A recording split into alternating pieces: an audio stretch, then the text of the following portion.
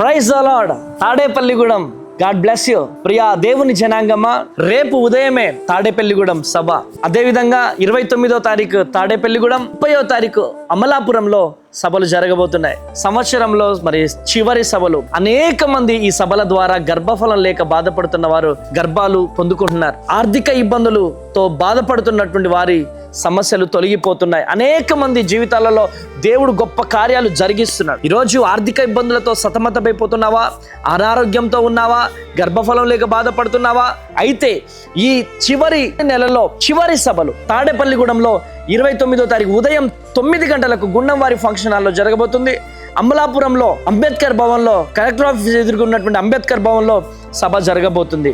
కనుక ప్రియమైనటువంటి దేవుని జనాంగమా, పరిగెత్తుకుంటూ రండి.